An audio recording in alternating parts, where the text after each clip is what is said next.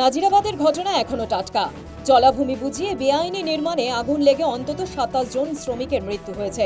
ঘটনা ঘটে যাওয়ার পর প্রশাসন আশ্বাস দিয়েছে বেআইনি নির্মাণে করা হবে সরকার। কোথায় কি? সেই ঘটনার রেশ মিটতে না মিটতেই ভাঙড়ে পুকুর ভরাটের ঘটনা। ভূমি সংস্কার দপ্তরের একেবারে ঢিলছোড়া দূরত্বে বেআইনিভাবে পুকুর ভরাটের ঘটনাকে ঘিরে তীব্র চাঞ্চল্য ছড়ালো ভাঙড়ে। ঘটনাটি ঘটেছে ভাঙড় 2 নম্বর ব্লকের বিজয়গঞ্জ বাজার সংলগ্ন প্রাথমিক স্বাস্থ্য কেন্দ্রের পাশে। স্থানীয় সূত্রে জানা যায়, দীর্ঘদিন ধরে মৎস্য চাষের কাজে ব্যবহৃত একটি পরিচিত পুকুর হঠাৎই রাতের অন্ধকারে ডাম্পার ভর্তি মাটি এনে জেসিবি দিয়ে ভরাট করার কাজ শুরু হয়। বিরোধী দলনেতা শুভেন্দু অধিকারী এক্সপোজ করে নিশানা করেছেন শাসক দলকে। যে ভিডিও তিনি পোস্ট করেছেন সেখানে দেখা যাচ্ছে রাতের অন্ধকারে চলছে পুকুর ভরাটের কাজ। শুভেন্দুর অভিযোগ, পুকুরটি স্বাস্থ্য দপ্তরের অধীনস্থ সম্পত্তি হওয়া সত্ত্বেও শাসক দলের মদতে তৃণমূল আশ্রিত দুষ্কৃতী ও মাটি মাফিয়ারা এই জলাশয় ভরাটের কাজ চালাচ্ছে। ওয়েটল্যান্ডের জমি মাঝরাতে ফিল আপ হচ্ছে। ভাঙড় এখন কলকাতা পুলিশের আন্ডারে। চ্যাম্পিয়ন সুপ্রতিম সরকার। আপনি স্লিপ ঘুমাচ্ছেন নাকি? করেছি। বিরোধী দলনেতার কাজ রাত্রি জেগে থেকে মানুষকে দেওয়া, চৌকিদারি করা, সে কাজটা আমি করছি। পুকুর ভরাট মানেই পরিবেশের ক্ষতি। পুকুর ভরাট নিয়ে সরব পরিবেশবিদ। জলাভূমির ধারে মাছ কিভাবে ঘুরে বেড়াচ্ছে দেখা হচ্ছে, ফসল কিভাবে উৎপন্ন হচ্ছে, মৎস্য উৎপাদন, এগুলো দেখা হচ্ছে। এইভাবে সেলিব্রেশন হচ্ছে। কিন্তু আমাদের এখানে সেলিব্রেশন পশ্চিমবঙ্গ সরকার করতে পারেনি, কারণ করার মুখ নেই।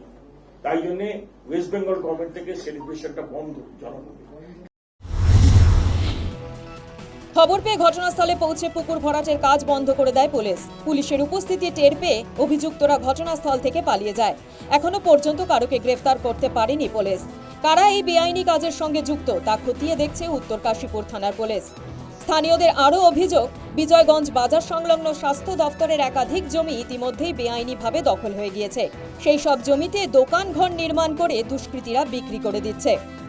অভিযোগ উঠছে এই পুকুরটিও ভরাট করে প্রমোটিং করে বিক্রির পরিকল্পনা ছিল। ঘটনায় শুরু হয়েছে রাজনৈতিক তরজা।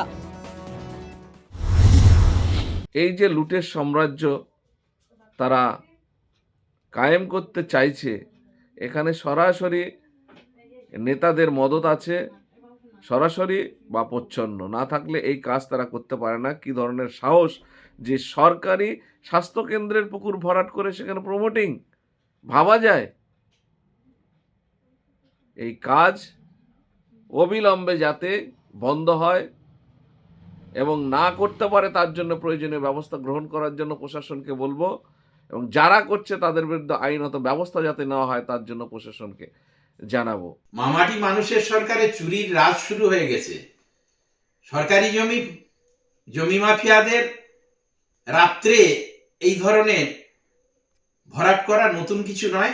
এই চুরির সরকার কয়লা, বালি, পাথর, রেশনের চাল, জব কার্ডের টাকা, ঘরের টাকা, পায়খানার টাকা, বেকারের চাকরি, আর সর্বোপরি হসপিটাল লাশ পর্যন্ত চুরি হচ্ছে। তো সরকারি জমি চুরি হবে, এটাই স্বাভাবিক। বিরোধীরা প্রশ্ন তুলছে, যেখানে মুখ্যমন্ত্রী জলাশয় সংরক্ষণের বার্তা দিচ্ছেন, সেখানে প্রশাসনের নাকের ডগায় কিভাবে বেআইনিভাবে ভরাট হচ্ছে জলাশয়। News time.